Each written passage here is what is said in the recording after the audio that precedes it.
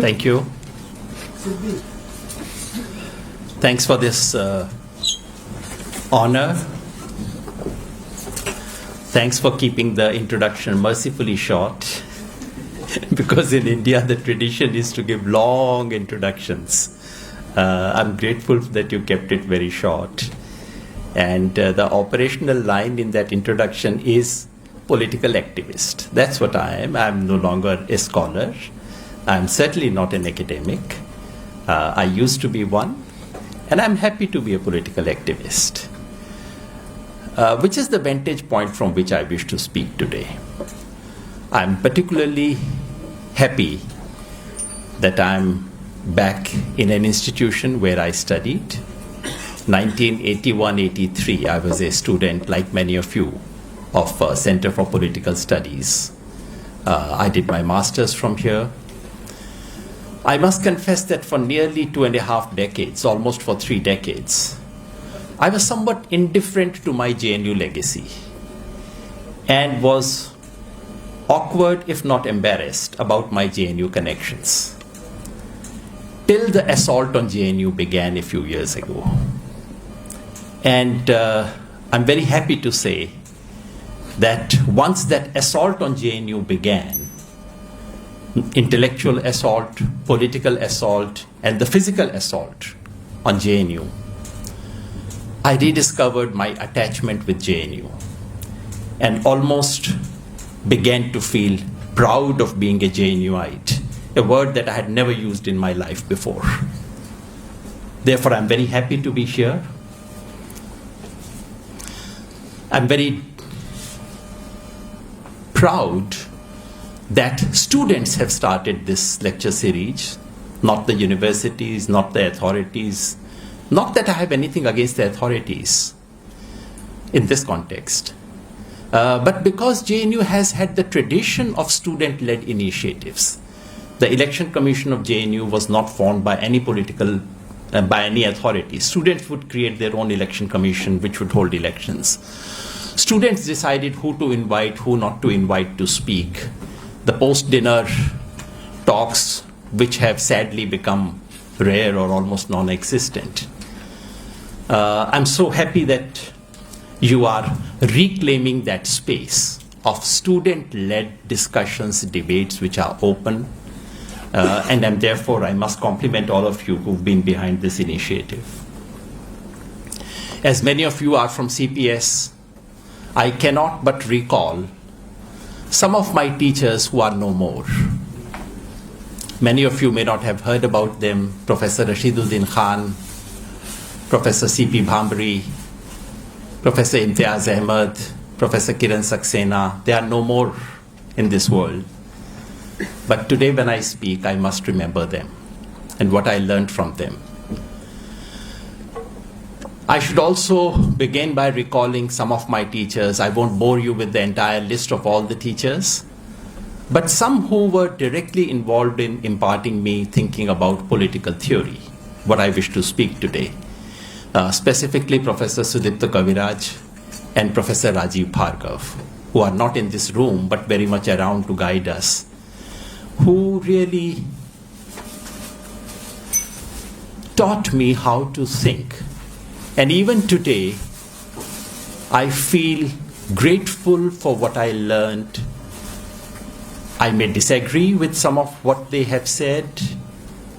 I may criticize them, but I cannot but recall how much their thinking has shaped the way I think today. Without any more prefatory remarks, I'll straight come to the topic of what I've chosen to speak today. And I must also thank the organizers once again for allowing me to speak on what I wanted to speak rather than what they wanted me to speak on, which is a call for an Indian political theory. Now, the very title itself implies 5 propositions. Number 1, that there is something called Indian political theory. Otherwise, why would there be a call? Number 2, that this is not just a description, it is something desirable. Otherwise, why would you give a call? That number 3, that this does not exist right now, at least not in the way that it should. If it existed, there's no need to give a call for something that already exists. Number 4, that this is realizable, that there is a way of moving towards it. You don't give call for impossible things. And finally, that this must be our collective priority. Hence the call, the sense of urgency, priority about it. All this is, in a sense, written into the subject itself. That's what I'm going to do this afternoon. I'll break what I'm going to say in exactly these 5 parts. Part 1, what is Indian political theory? I'll begin by saying what it is not, distinguish it from many namesakes, and what qualifies to be an Indian political theory. I'm not going to give a very heavy, complex, or unique definition. I want to work with common sense. In part 2, then, I'll transit to why do we need an Indian political theory? Begin by saying something about why do we need theory at all? And why do we need a theory with an Indian suffix? Part 3, I will get into, do we already have a body of thought that can be called Indian political theory? In large measure, if not entirely. Does it already exist? My disquiet with what passes for political theory in the Indian academia is what I would focus on and offer some thing about what would constitute political theory, Indian political theory in the sense in which I call it. In part 4, I'll say something about what is the way forward. I don't want to give just a vague, abstract call. I want to break it down into smaller bits of doables. How do we go about creating Indian political theory? I'll give some concrete proposals about reorienting the discipline, the curricula, and the research about our priorities. And I'll conclude by saying something about why this is such an urgent task in the face of the dismantling of our republic today. That's the political bit, but I'll keep that political bit towards the end. But before I get into part 1, let me begin by clarifying that I'm not a political theorist. I don't pretend to be one. Yes, when I was a student of CPS, I did think of myself as a political theorist, was trained into one, and for the first almost 10 years of my academic career, I practiced what is recognized as political theory, namely to write about philosophy of social science. My first paper was on positivism and hermeneutics. Another one was on Marcuse, Coletti. Was interested then in Quentin Skinner, in theories of interpretation. Foucault and Derrida had just arrived on the Indian academic scene. Gramsci was the real passion. And I made myself believe that I was doing political theory, partly because it was the done thing. You know, so many of us do things because it's the done thing, because everyone else is doing this. And especially in the CPS, somehow the assumption was that if you had good grades, then you did political theory. My friend Gopal Guru once called it the theoretical Brahmins and the empirical Shudras. That, I think, was largely true, at least in those days. If you were smart, you did political theory. And if you had nothing else to do, you did public administration and international relations. I do not for a minute agree with that. I'm just describing what was the common understanding at that time and why people like me just sort of drifted towards doing what we considered was political theory. This is when 1989 happened. The Rath Yatra, then came Mandal, Market, Indian politics, and indeed the world politics. USSR collapsed. everything was changing. And I asked myself, how do I make sense of the changes that I see around myself? And frankly, I did not find my political theory being of much help. So, much to the astonishment and disappointment of many of my professional colleagues, who still remind me when they meet me after 40 years, अरे तुम इतना अच्छे political theory करते थे, छोड़ के क्या election studies शुरू कर दिया तुमने? So I left that and I started trying to make sense of Indian politics, which led me to election studies and so on. I'm saying all this just to underline two things. Number one, I'm not a political theorist. I'm basically a consumer of political theory. And I speak here just as a consumer, someone who reads these things, someone who needs it, and someone who can express disquiet. Just as you can express disquiet with a phone, just as you can express unhappiness with a software that you are using, you don't have to be a software engineer in order to say something is wrong with that software. It doesn't work. It doesn't do what I expect it to do. So I speak from a similar status, not as a political theorist. I don't speak as an insider. At best, an informed consumer. And secondly, I say all this to underline the fact that this is not meant to be a critique of my colleagues who do political theory. It is as much a self-critique as it is a critique of others. It is as much a critique of my own academic career when I was doing study of Indian politics, not merely when I was formally a political theorist, but also when I was doing election studies, when I was doing research, survey methods, and so on. Much of the critique that I'm going to offer applies to me equally as it does to others. So it's not just a critique directed at others, it's as much a self-critique. With this preface, let me start with part one of what is Indian political theory.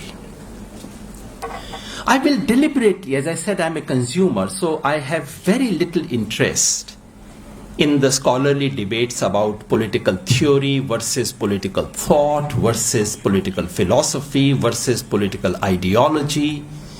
These may be relevant distinctions. I do not know, and frankly, I do not care. For me, the important thing is simply answering three questions. For me, the enterprise of political theory is about answering three questions for me. Number one, where do we stand today? Number two, where do we want to go? Number three, how do we go from where we are to where we wish to go? Simple. That would be my enterprise today.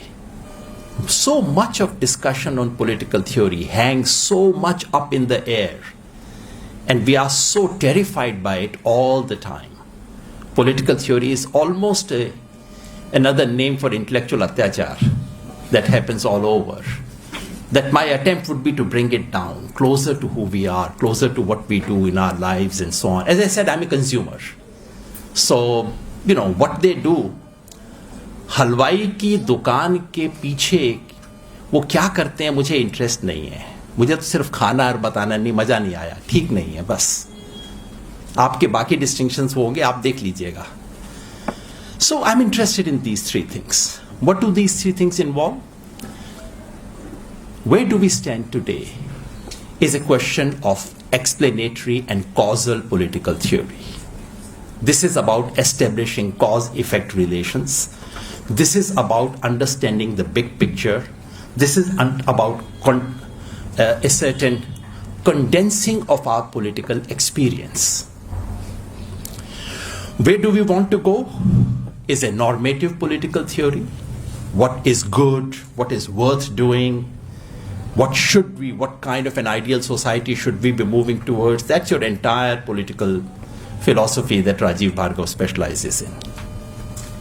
Third is, how do we go from where we are? That's the prescriptive part, a part that we've almost forgotten. We don't even think this is what political theorists should do. Now, for me, Indian political theory is simply answering these three questions for contemporary India. Any attempt to answer these three in today's context for contemporary Indian politics would count for Indian political theory. No more, no less. No need for mystique, no need for fetishization. Going by this very elementary definition, later on I'll keep adding a few things to it. Going by this elementary definition, what political theory is not, Indian political theory is not. Political theory done by an Indian is not necessarily Indian political theory. Because so much of what people of Indian origin in India or abroad do in political theory, there's very little Indian content to it. So it's not dependent on who does it. Equally, political theory done in India or in Indian institutions is not necessarily Indian political theory. We should be clear about it. The political theory that is practiced in an Indian institution, that could be JNU, that could be DU, that could be wherever, that does not by itself become an Indian political theory.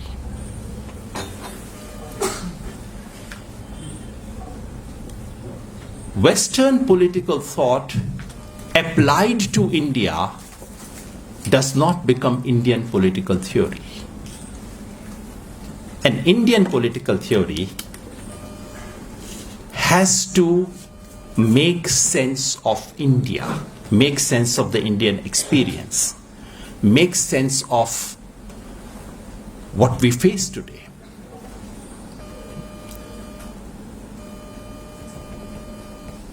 Its origins are hardly of any consequence. The person could be sitting in New York and doing Indian political theory. Someone could be sitting in Delhi and doing political theory that has nothing to do with India. I will spell out a little more of what it means to do Indian political theory, but not right now. Right now I'll start with something as elementary as that, and move on to the second question of why do we need Indian political theory. I must confess that I had, in my intellectual journey, reached a stage when I had almost switched off from political theory or from theorization altogether. Because so much of what passed for theorization looked like just jumble of words which had no meaning, which had no power, which had no explanatory significance for me. But that was clearly an overreaction to the fetishization of theory that goes along. But theory is something. But we do need theory. So when I say I'm a political activist, this is not to deride theory. This is not to say, well, we can do without theory. Let's do practice. There is no point of theory. No, that is simple nonsense. Because every practice has an unstated or stated theory built into it. You may be able to articulate it. You may not be able to articulate it. But there is a theory that informs any practice. So theory is important. And theory is something that all of us do all the time in more or less conscious, more or less systematic, or more or less successful ways. All of us are engaging in that exercise. So, I'm a woman. I experience strange behavior from men. I experience things that I don't like.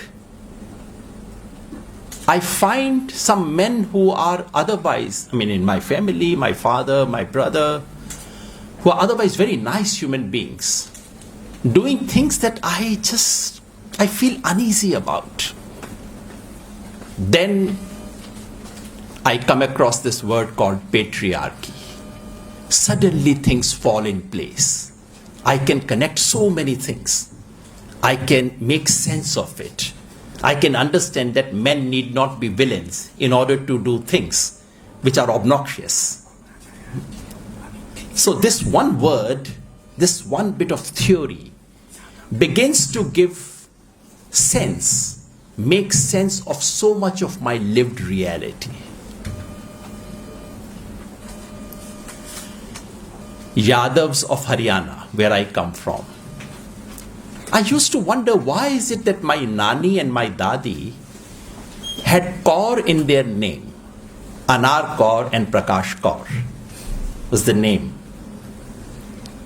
I could never relate. We are not Sikhs. Why this Kaur is there in their names? And why everyone carries a Singh in their name, in the generation of my father. And when people said, you are an OBC, I said, yes, but no, I don't know. There's something different. It's not quite an OBC, not quite a backward caste. And when I came to JNU, and when I encountered Bihar for the first time in JNU, many of my friends said, "Tum Yadav ho?" I would say, yes. वही जिसे हम अहीर कहते हैं. हाँ, बड़े शरीफ हो. They couldn't relate this. They found it very odd to, they probably expected me to carry a lathi or something in JNU or something. Till I encountered this word, Sanskritization. Sanskritization, the theory, suddenly made sense of so much of my experience. And then I discovered that actually the original research article of Sanskritization was written on Yadavs of South Haryana. This is what a theory does. A theory suddenly enables you to put so much of your discrete experience, discrete, contradictory, scattered experience into a whole, something you suddenly begin to make sense of. That's why we need theory. This is the power of theory. It's like getting a map of the city or the town or the village that you've always lived in. Try doing that. Try searching your village on a Google map. Suddenly you get a different experience. Acha, this is so small. I always thought this is bigger.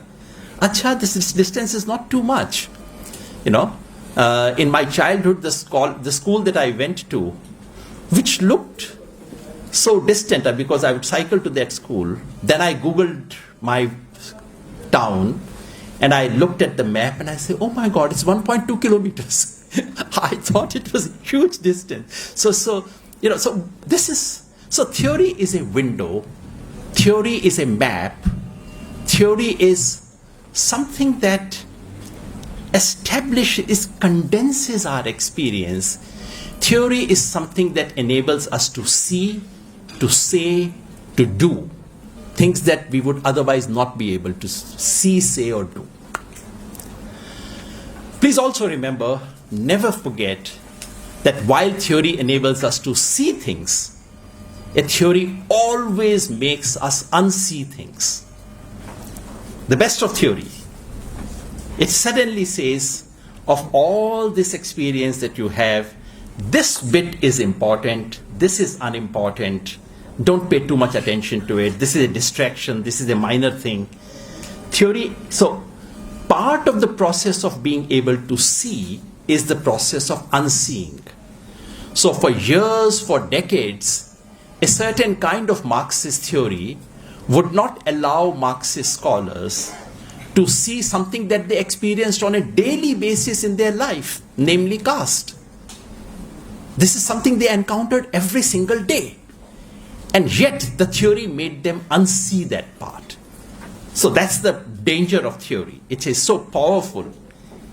It makes us see things which we could not see otherwise, it makes us unsee things that may be right in front of our eyes. Now, mark of a good theory to my mind is its ability to provide us understanding. A good theory is like a good piece of poetry. You read it and you say, that's what I wanted to say. मेरे दिल में था पर पता नहीं, I didn't have the words. This man has the words. But it was there. A good theory enables you to make sense of the world that you are moving in. It gives you a sense of direction. It provides you with a certain ease in your practice. Please remember, theory is no guarantee of good practice. That's not what theory is meant to do. But when you fail, a good theory can tell you why you failed. It is no guarantee. So the crude idea that a good theory would lead to good practice, that's not always the case. And we should not burden a theory with doing those kind of stuff. But clarifying is the principal job of theory. And the trouble, as I said, it can make us unsee things. And I always use the example of, because we are in JNU, so we go to Munirka. There are three things we can do if we are walking in Munirka. One is to walk in Munirka without a map, which is all right. We do it all the time. We sort of find our way. We make a few mistakes. We get it. Second would be a lovely thing when we walk in Munirka with a map of Munirka. We would be faster, smarter, and so on. But imagine a third thing. Walking in Munirka with a map of Manhattan, New York, and trying to identify buildings.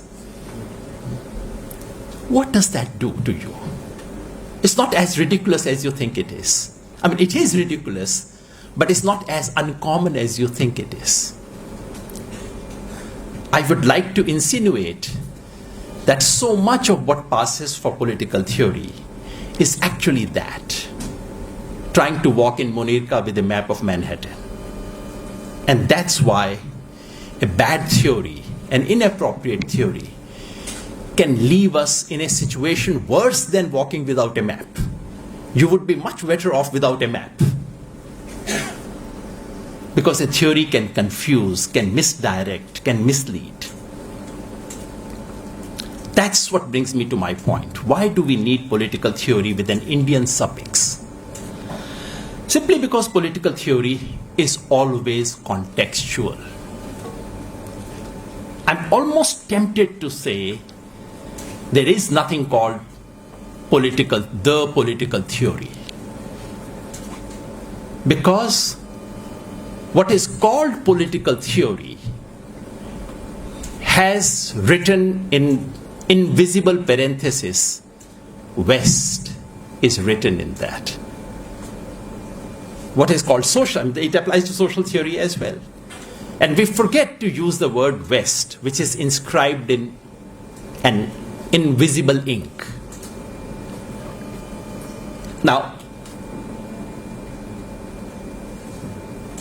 so when I say that we need Indian political theory, and when I insist on that Indian suffix, it is not because I believe that there is something unique about India or we are Vishwagurus. Indian political theory should then tell Nigerians about how to lead their life, tell Indonesians or tell Afghans. No, I have no such strange ideas in my mind. And not just because we are 1/6 of humanity. That by itself doesn't give us a title to reach the remaining 5/6. I insist on this Indian suffix because our journey is unique. Which is not to say that other journeys are not unique. If I was standing in Pakistan today, I would have probably said the same things. If I was standing in Brazil today, I would have probably said the same things. We are not reliving the past or present of Europe. We are on a unique path. The Indian case is even more exceptional. The case of Indian democracy, the case of Indian politics, is even more exceptional than the usual cases of everyone is unique, but we are unique in a unique way, to put it differently. Because Indian democracy succeeded when global theory told us it will not succeed. And it collapsed when no theory told us that it might collapse. So just for this reason, we appear to be rather unique. Now, when I say unique, I do not mean to say that that our uniqueness lies in our past only. Because often we can misunderstand our uniqueness, especially in the present political dispensation. Every uniqueness is understood in terms of in terms of glory, in terms of being higher than others. I have no such thing in mind. I do not mean for a minute to deny that a substantial part of our political experience today is drawn from institutions and practices that originated in Europe and America. That our constitution and many of our practices, things like political parties, so much of our constitutional structure, which is straight away taken from a European experience.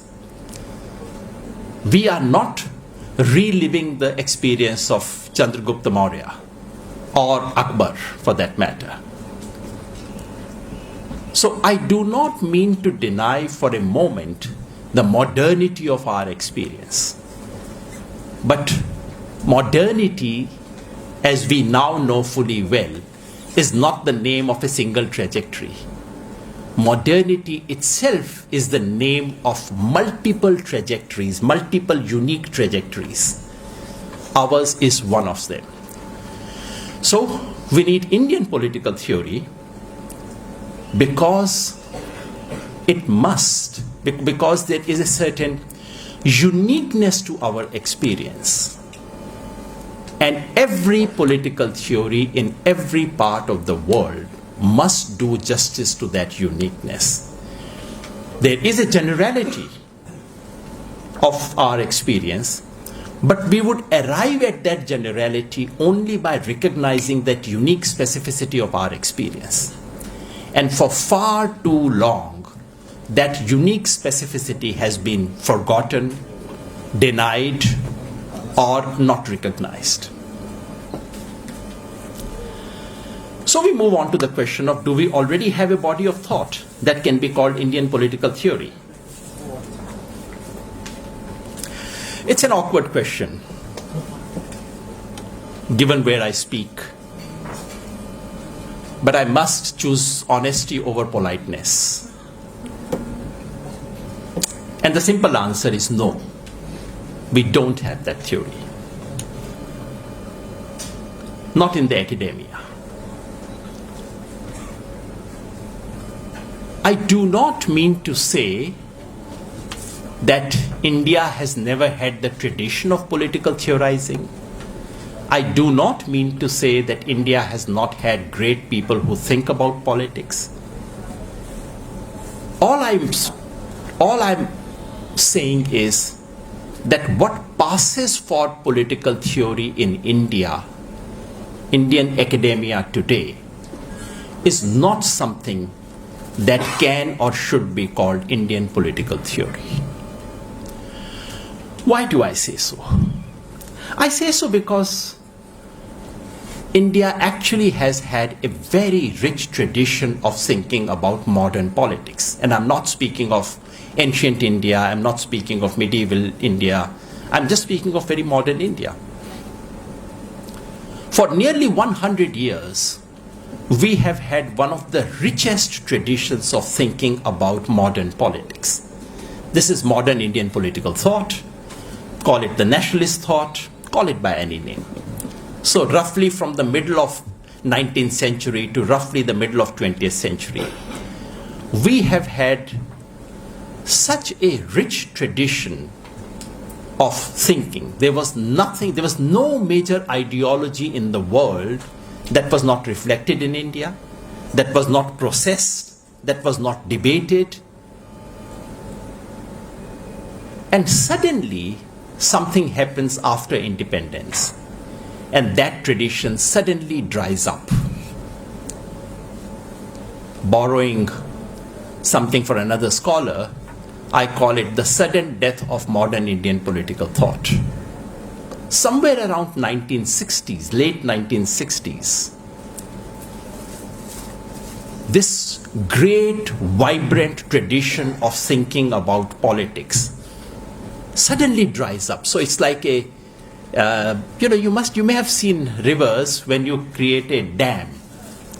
And it's always a exciting and tragic experience to drive along the river, which is flowing. Then comes a dam, lovely modern dam.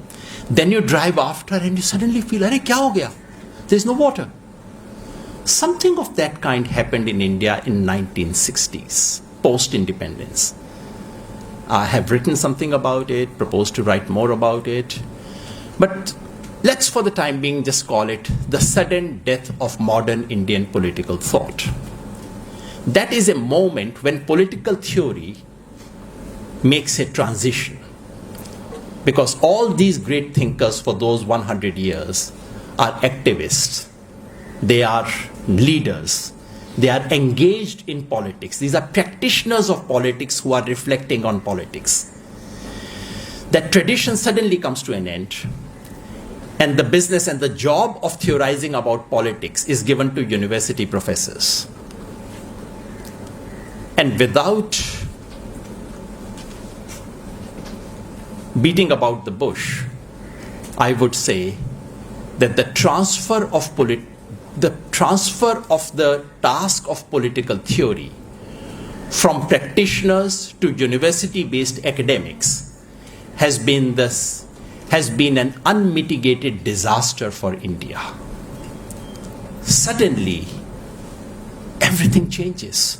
Suddenly, our political theory is so weak, so emaciated, so completely dependent, and so completely cut off from the lived experience of politics. Sometimes I call it, since many of you are students of political science, I keep joking and saying, in my school in childhood, the word science, you would remember, you come from the same institution. The word science was called science. It's a very Punjabi way of saying the science. So, political science and political sense, which is to say political sense, have diverged in this country. There is a political science and academic discipline, and there is a sense of politics. And now that I have one foot in both the worlds, I can tell you there is actually very little connect between the two.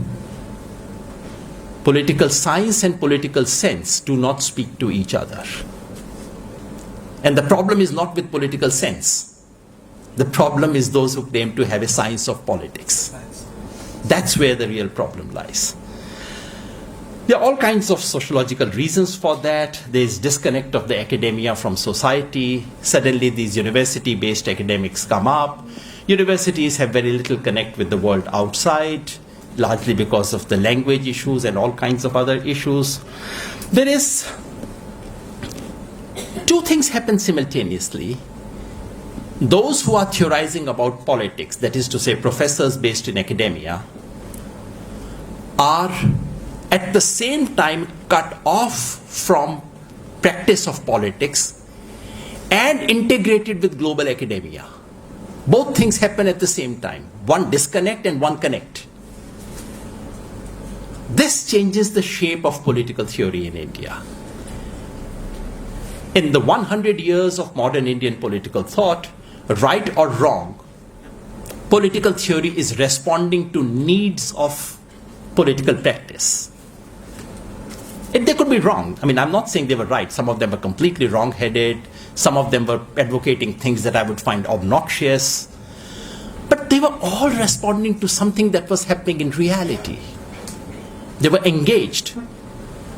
They were aware of what was happening in the world. Most of them were aware. But they would receive it with a filter, which was their own filter, the filter of their own lived experience. What happens after 60s, in this shift from modern Indian political thought to the formal academic political theory, is that this to and fro with political practice on the ground is nearly gone. And the filter which enabled them to say, well, this may be the trendy thing in the West, but I won't take it, it makes little sense to me. That is gone. So what we then have is actually a word you would understand, which is a derivative discourse. Which is to say, if something is being taught in Harvard or Columbia today, I more or less know after 10 years it will be taught in JNU. JNU से फिर वो Delhi university जाएगी, फिर वहाँ से कुरुक्षेत्र जाएगी, कुरुक्षेत्र से रोहतक आएगी, उसके बाद उचाना या हिसार में पहुँचेगी. I don't need to know what's actually happening in the society. So it's a certain trade of ideas. It's a certain import and it's a derivative relationship of ideas that begins. It has to do with caste profile and cultural background of our academia, which has been extremely lopsided. All these things put together, I don't want to do a detailed sociological analysis of why it went wrong. But what happened is that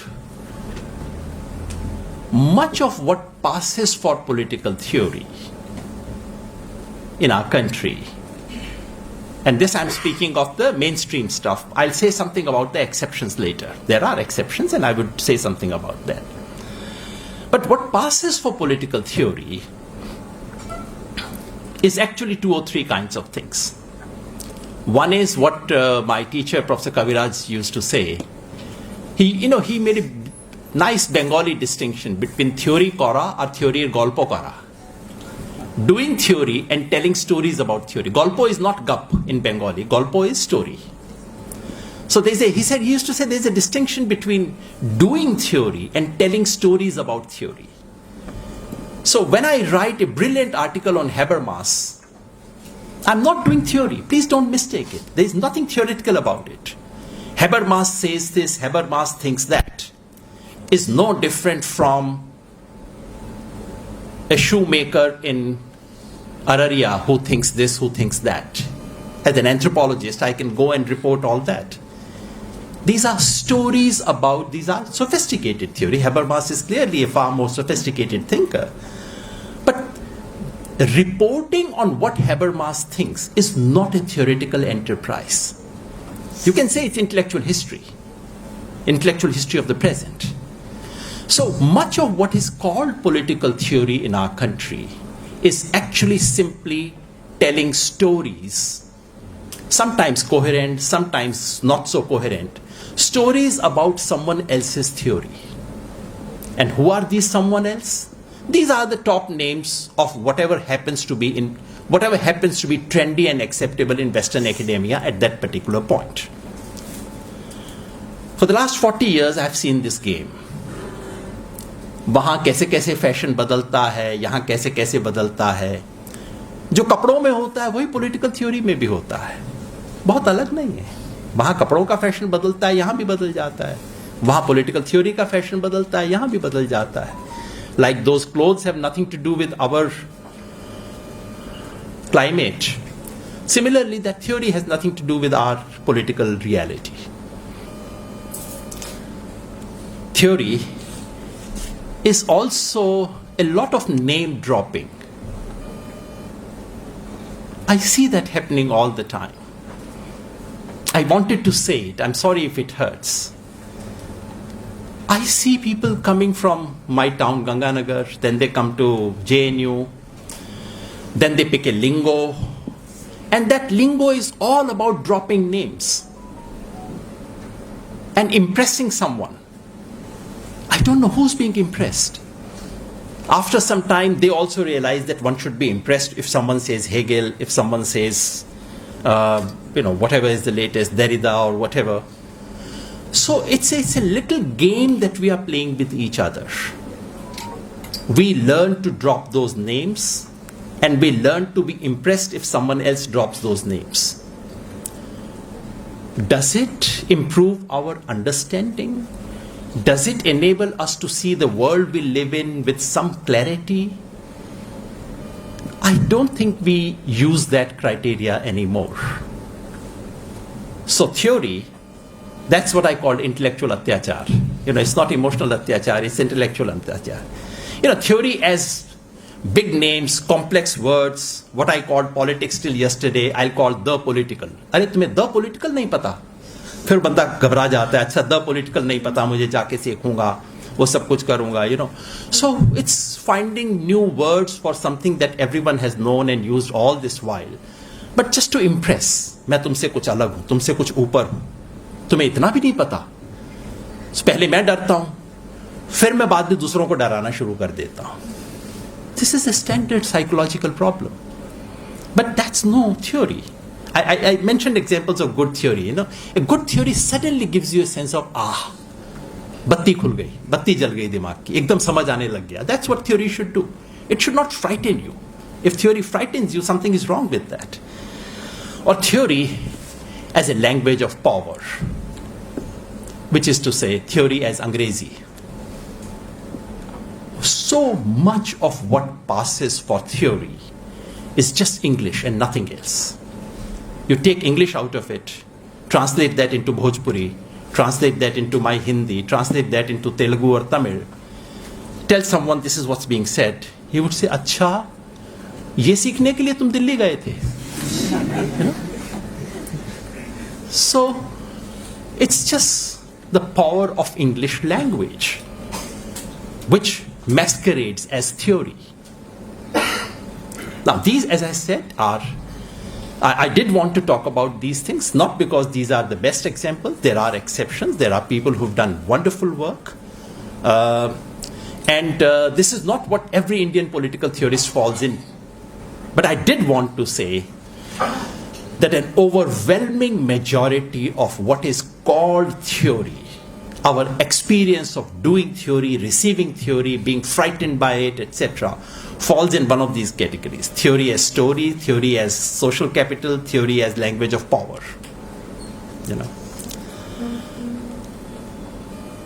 Having said this, I must say there are very significant exceptions. JNU itself has led some of those exceptions. But I'm not happy even with those exceptions. Because those exceptions, to my mind, fall in two categories. One is theory as critique. So, in a significant, I should say there are three categories. One is theory as application. Second is theory as critique. Third is theory as supplementation or amendment. In all these three, Western political theory of the day is the political theory.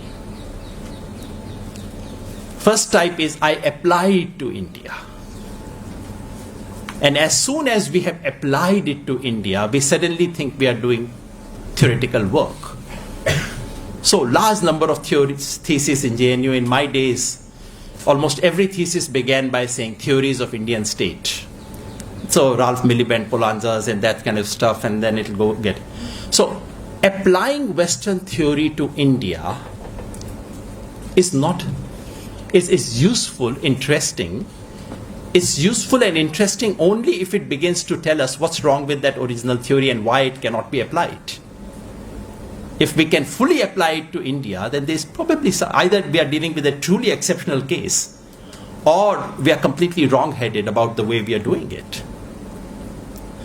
Second, we have examples of theory as critique, which is to say many scholars have offered understanding of, have picked up Western political theory and said, It does not apply in the case of India for the following reasons. This is critique. This is very valuable. But this is not Indian political theory yet. It begins the foundations of Indian political theory, but that's not Indian political theory. Or in some cases, theory as supplementation or amendments. I pick up a Western political theory tool and I say, in India, we need to modify it a bit. That's useful. So there are these exceptions. But the reason I'm not happy with those exceptions is, or let me put it this way, I think the theoretical labor of all these scholars in the recent past, and you would have noticed I carefully desist from naming anyone. I've realized over the years that naming people is one of the most stupid things you can do. Because after that, the entire discussion is only about those names and nothing else. So therefore, I'm avoiding it. If you have any questions, please feel free to ask me. But the theoretical labor of some of these exceptional scholars who have worked on Indian political theory have sought to apply received theory to India, critiqued its limitations, or extended it. To my mind, it has prepared the ground for political theory, but it is not yet Indian political theory. It's an important thing. It's a necessary step, but not sufficient. Which brings me to my fourth part. What's the way forward? What is to be done? इसमें भी गड़बड़ है, आप कह रहे हैं उसमें भी गड़बड़ है, करना क्या है भाई? To my mind, what is called for is nothing short of a massive shift in the way we teach, research, and do political theory. And I'm here basically to call for that. That's the reason I so happily accepted your invitation. That's the reason I insisted that I will speak on this topic and not on any other topic. Because honestly, I'm here with an admission. People of my generation are here. I can see Professor Manindra Thakur. I'm here to almost offer an apology on behalf of my generation. We people missed an opportunity. You should not do that. So that's why I'm here, because I see many prospective political theorists in this room. Please do not make the mistake that we did. You can do much better than we did. You can make a fresh start, instead of going through that entire journey. And maybe that journey was necessary. Maybe, things that I critique so harshly today, maybe one has to go through all that in order to reach where we've reached here. But today you should not make that mistake. What can be done? To my mind, here and now is the starting point. For any political theory anywhere in the world, here and now should be the starting point, which is not to say you should research on here and now. But here and now, Desha and Kala, that's Desh and Kala is here and now. No? Desh and Kala dictates our questions. What is it that we should be asking? What is it that we want to make sense of? The moment we lose here and now as the starting point, something goes wrong. And I think this is what went wrong for the last 50, 70, 60 years of political theory in India. It lost a sense. It's lost its anchoring in here and now. They started imagining that they were living somewhere else. That's a very harsh way of putting it. But intellectually, I very often I wish to say to my colleagues, कहाँ रहते हो? किस देश में रहते हो? Which is to say, placing India at the center of the enterprise of political theory. I mentioned something about my own intellectual journey. And when I had done a few years of political theory, teaching of political theory, and the standard stuff of teaching Western political thought, and all these things that any teacher does. At that point, UGC had formed a committee to think about how syllabi should be revised. I had a strange suggestion to make then, and I would like to reiterate that suggestion 40 years after it was made. Namely, political theory courses should be abolished from political science discipline. Which is not courses. The only course you should retain is history of political thought. History of political thought should be taught because that's a basic thing. When I say political theory courses should be abolished, I'm saying separate courses which detach theory from everything else should be abolished. And instead, there's a second part to the proposal. Instead, theory should be inserted in every single course. Study of Indian political science should begin by focusing on making sense of contemporary India. And every single course, whether it's on voting behavior, or it's on international relations, or it is on caste, should have a theory component built into it. What it would do is that it would end this practice of theory as an exalted and separate activity. Theory is almost an alienating kind of an activity. It would stop that. But you may or may not accept that particular suggestion, but you understand the spirit in which I'm making it. The idea is to put Indian political practice at the heart of study of political science. The difficulty is that the manner in which our courses and our research and everything is structured, we kind of mentally place ourselves in Europe, where India happens to be one of the countries we study. And we have one or two courses on Indian politics and so on and so forth. That needs to be radically altered, because that's not how American political science teaches about America. In America, they have, many of you have better experience, but everything American is theory, concepts, and so on. And then the rest of the world is in a dustbin called comparative politics. I don't resent it. I actually, because this is how, as long as they don't pretend it to be universal political science, that's all right. That's how they look at the world. We should not replicate them. Partly because it's not the best way of understanding politics. Partly because we are more constituted by external influences than US may be. But the idea of putting your own political experience at the center of your study of politics is a very natural idea. Why should we not do it? I've already said that this is not to claim a privilege for India over other countries, because this applies to every country. This is also not to claim any pristine purity for the Indian experience, because Indian politics, just to be clear, our political experience has 4 layers built into it all the time. One is a universal layer, because politics all over the world has some universal qualities. There's a contest for power, there is, there's something universal. Then there is something that we historically share with many other countries, many post-colonial countries, many capitalist countries. Then the third layer is things which are unique to India. And fourth layer is things which are unique to a region, which are called local. But it's silly to call Tamil Nadu local. It could be bigger than many nation states of the world. So they are regional. All these 4 layers are working all the time. I do not mean to say that the third layer, namely the layer of the nation state, has some privilege. No. I'm simply making a case that if we focus on our political practice here and now, and turn the entire theoretical enterprise in order to make sense of it. In other words, Indian experience should become the natural north of our theoretical compass.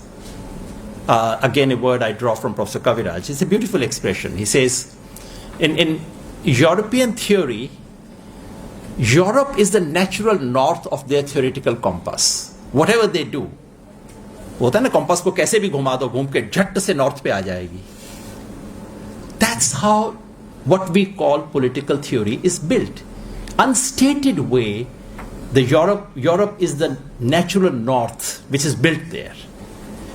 And I fully understand. I truly believe, I do not resent it, because I truly believe modern social theory, modern Western social theory, is one of the unique achievements of human beings. It's a great source of learning. The trouble is if we start believing it's a sole source for my learning. And the charm of that theory is so much that there is a temptation to replicate, is to copy it, is to pick it up. What we need to do, and that to me, if you ask me, the real challenge, we need to do to India what European social theory has done to Europe. That is our central theoretical challenge. Instead of simply picking the output of European social and political theory, dragging it to India and make it, there are clouds. You want to carry those clouds and make them rain in India. Don't do that. We need that distillation of the European experience that European social theory has done. We need to do similar distillation of our political experience. That, to my mind, is our challenge. If this is called decolonization, so be it. I don't have any quarrel with that name, as long as it is not limited to picking holes in the received theory. As long as we are not simply, a bit of decolonization is to say, this is wrong with the West, this is wrong with the West. It's all right. There's a lot wrong with that. But what are you doing? I really want to focus on that bit. What would it mean? Enough of abstract talk. What would it mean in concrete terms? 1. Shift in the framing of our research questions and priorities. I keep saying, pick your answers from anywhere in the world, as long as the question is your own. The problem is that we begin with false questions. The problem in so much of what passes for political theory is that we have answers in search of a question. I know social capital is the answer, क्योंकि वो तो बताया है उन्होंने वहां से. Now, to which question in Etawah, UP is social capital the answer is my research question. Now, that's a completely wrong-headed way of thinking about it. So, the question should be mine. And the question should come from the real lived political reality. After that, if 3rd century China gives you answer, by all means, please go and learn from them. If you find answer in Arthashastra, get it. If you find answers in Karl Marx's Capital, get it. But the question should arise from our own lived experience. And I don't see that happening very often. And this will be my plea to all of you. The question should be your own. There is that little episode about legend. I think it's not an episode, it's a legend about Professor J.P.S. Oberoi in Delhi University. Some student approached him and said, "Sir, I want to do research with you." He said, "Fine, वैसे तबीयत तो ठीक है?" He said, "Yeah, ठीक है. नींद वींद आती है?" "हाँ, सब आती है." "फिर भाग जाओ, तुम्हें रिसर्च करने की कोई जरूरत नहीं है." जब तक नींद ना आए, जब तक ऐसा कोई सवाल ना हो कि तुम्हें नींद ना आए रात को, तब तक रिसर्च मत करो. Now, that's a legend. I wish all of you very good sleep every day. But I think it captures a point. Is there something real that troubles us? Or are we searching for questions because we have to fill a few pages? Because our professor has asked us to do something? That's the first step towards creating an Indian political theory, is to get our real questions. And after that, search for answers anywhere in the world. Please do not allow the boundaries of nation state or boundaries of today or of your university to decide to restrict your inquiry. Second, as I said, shift in the syllabi. I would really want that to happen. I have no hope of being able to do so. I really think the entire teaching of political science in India should be around Indian politics. Everything else should feed into that. Everything else should flow from that. All theoretical enterprise should be around that. Third, shift in the medium of thinking. Now we're used to medium of teaching, but we don't think hard about medium of thinking. I really think that one of the biggest problems of our political theory, and the reason why our political theory is so weak, so detached, is because of the dominance of English language. English language is one of the biggest curse when it comes to our political theory. Now this might sound like a very odd, extreme statement, because so much of political theory is about learning English, you know. But just come to think of it, is it not an elementary thing that any understanding of politics must begin by understanding the understanding of those who participate in it? That's elementary. You know, in any social phenomena, we try to understand what that actor or subject is doing. Now, how many political actors in India think in English language? Maybe these days I find some of them, but maybe 0.01%. Why is it that our theoretical enterprise does not take place in the languages in which those people actually think? How can we circumvent it? Again, as I said, I'm interested in the medium of thinking. I'm not interested in the medium of writing. Write in English for all I care. You'll get degrees, you'll get quick degrees if you write in English. But how can we not think through that language? How can we produce books on Indian politics where not a single footnote is about anything to do with any Indian language? I can show you books, big books, famous books, which claim to understand Indian politics. Not one single footnote is from any Indian language. Can you imagine a British political theorist who wants to make sense of English politics, who says, well, I know England very well. The only problem is I don't know English language. Do you imagine something of that kind? Well, that would be very odd. Aisa nahi hoga. But I can tell you 9 out of 10 examples from India belong to that category. The question of language, and at the moment I'm not into the other question of language, of justice, injustice, and so on and so forth. I'm simply into the cognitive question. How can we not think through Indian languages? So, just as they do, you know, if you were to go abroad, if you wanted to do a PhD on China, the first thing they would say is go do a 6-month course on Mandarin. ना उसके बिना आपको कोई घास नहीं डालेगा, 2 minute के लिए कोई प्रोफेसर आपसे बात नहीं करेगा. Why can't we do that to all Indian students?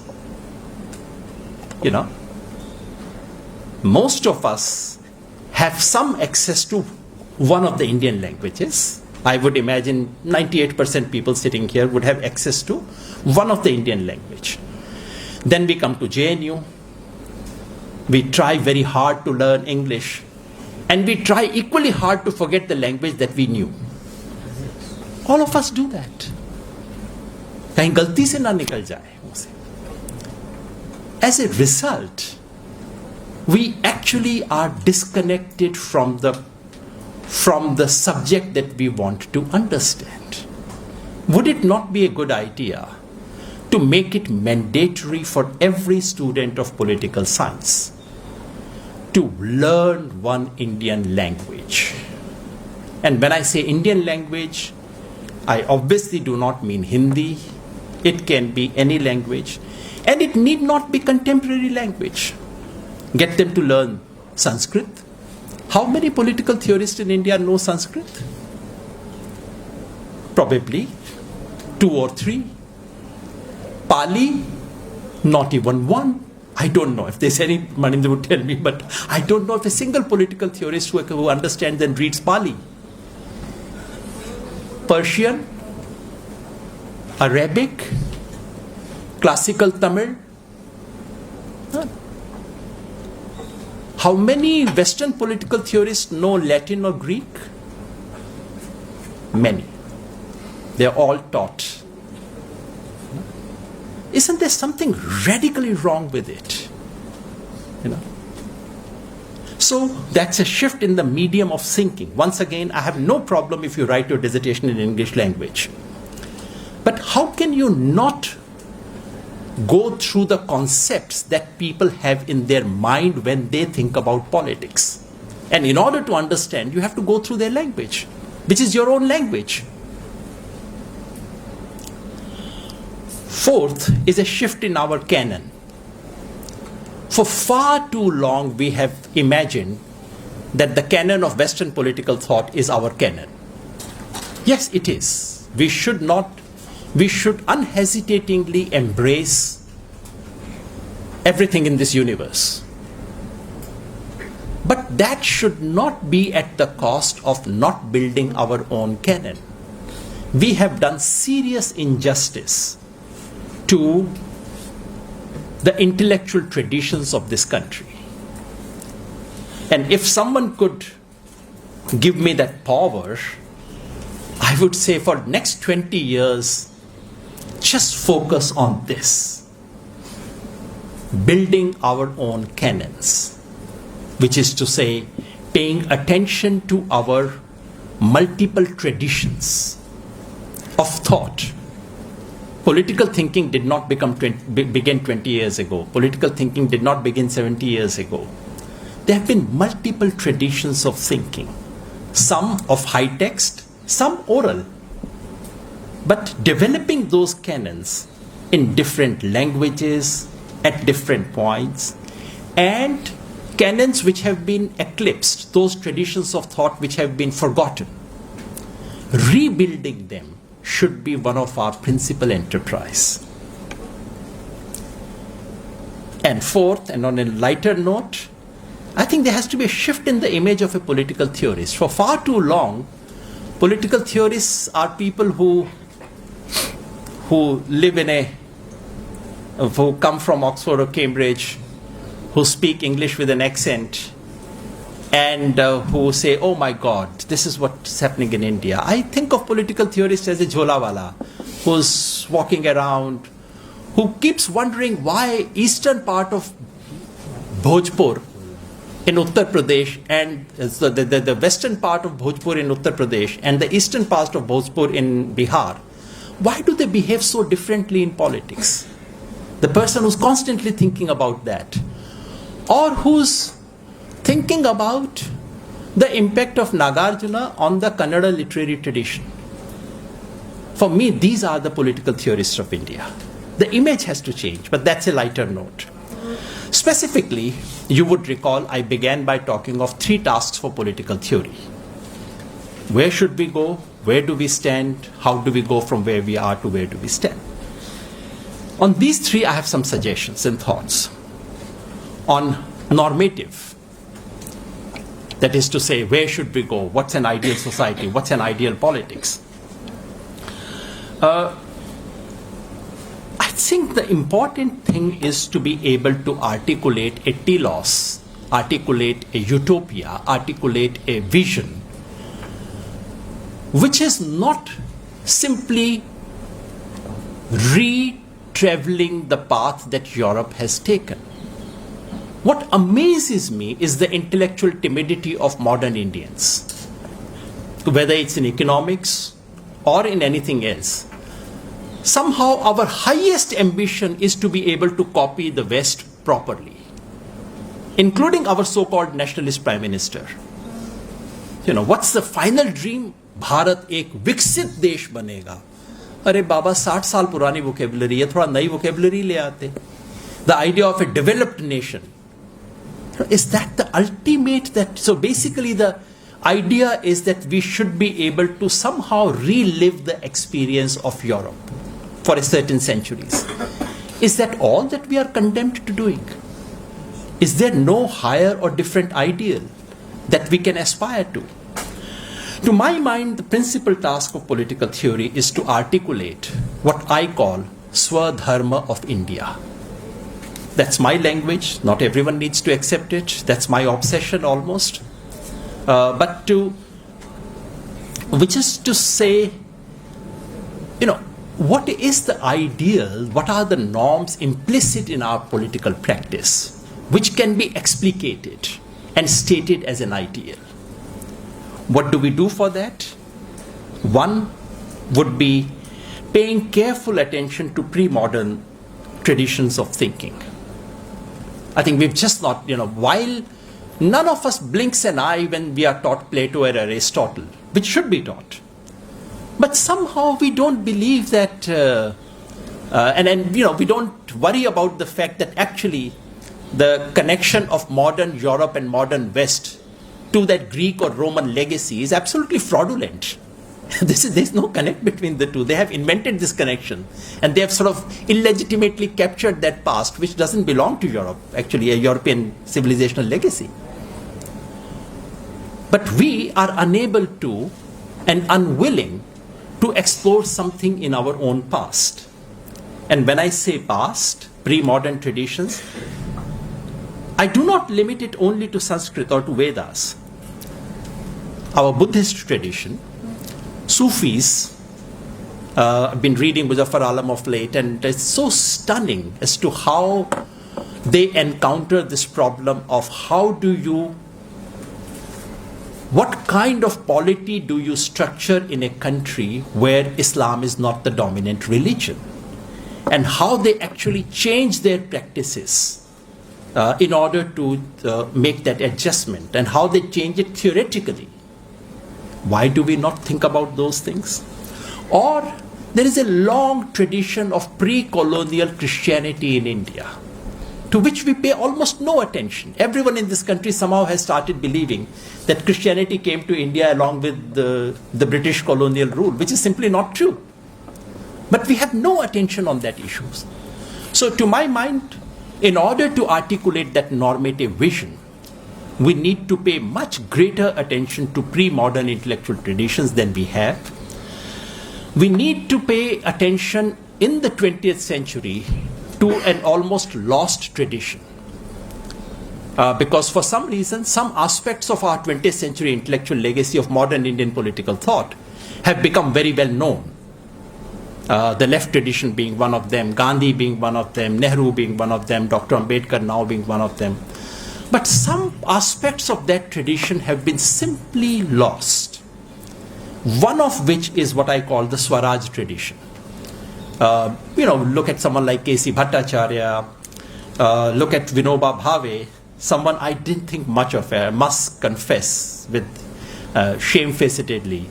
I didn't think anything of Vinoba Bhave because he supported emergency in my eyes, and that was the end of my dealing with Vinoba Bhave. But over the recent years, I've started reading Vinoba Bhave, and what an extraordinary thinker he is. Perhaps better scholar than most of our university professors, but also someone who's an extraordinary thinker, to which we pay no attention. A.K. Saran, the entire Jaipur school, Vedaya Krishna and so on. I've been of late trying to read Nirmal Verma, his Hindi essays, and what this. So there's a long tradition of which someone like Ashish Nandi becomes a superstar. But that's a long tradition that is waiting to be recovered. And I should also, given my own partisan inclination, mention the Indian socialist tradition. While the Indian Marxist tradition got a lot of academic attention, Indian socialist tradition, which to my mind was far more original than the formal orthodox left tradition of India, has received very little theoretical attention. Someone like Acharya Narendra Dev, who said he was a Marxist till the end of his life, but was the most renowned scholar of Buddhism. Why do we not study Acharya Narendra Dev's interpretation of Buddhism? And it never ceases to amaze me that this entire academia has learned Orientalism, has learned Edward Said, has learned post-colonial language, and does not have 1 minute to spare for the Indian thinker who actually started it all, namely Ram Manohar Lohia. Lohia's critique of Eurocentrism, which begins in the 1940s, anticipates and in many ways is far ahead of post-colonial theorization that came much later. But we paid almost no attention to him. So these are, to my mind, the kind of traditions that need to be recovered in the normative side. The second aspect I said was explanatory causal political theory, where, to my mind, our central challenge is to draw concepts from everyday life and to build it into our explanatory frameworks. Koselleck, this German thinker, has a whole encyclopedia of words and how those words have changed their meaning over the years. I keep discussing that with Vivek. But we need to do something of that kind for India. The word Janata or the word public as it is used in India, I almost sometimes suggest that we should use this word with a K to distinguish it from the English word public. The word public has very different meaning in Indian languages. Recently, Partha Chatterjee has, in his book, has done something truly astonishing. He has looked at the word nation across at least 10 Indian languages and how the Rajya, Desha, Desham, how they evoke very different normative universe. How their notion of what a nation is very, very different in each language. I disagree with his conclusions on this point. But to my mind, that is the starting point of political theory. You go and ask, okay, what does India? Acha, India is Desham. What is Desham? What does it mean? What does it sound to you like?